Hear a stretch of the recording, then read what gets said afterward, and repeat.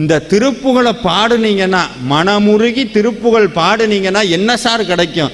இவர் பாட்டுக்கு திருப்புகழ் திருப்புகழ்ங்கிறாரு, என்ன கிடைக்கும்னா எல்லாமே கிடைக்கும். ஞானம் பெறலாம், நலம் பெறலாம், என்னாலும் வானம் அரசாலும் வரம் பெறலாம், மோன வீடேறலாம். சார் புரிகிற மாதிரி சொல்லுங்க சார்.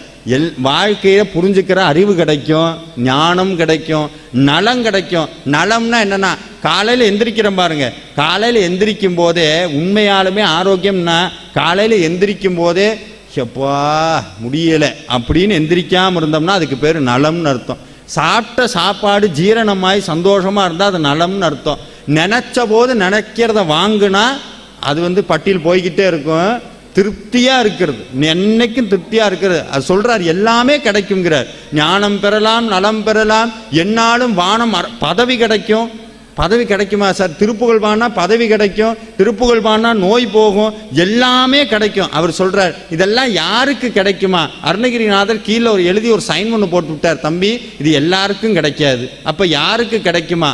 யானைக்கு இளையான் திருப்புகழை பாடுவாருக்காமே இக்கூற்றுன்னார். திருப்புகழை எவன் பாடுறானோ அவனுக்குத்தான் இது கிடைக்கும், வேற யாருக்கும் கிடைக்காதுன்ட்டு.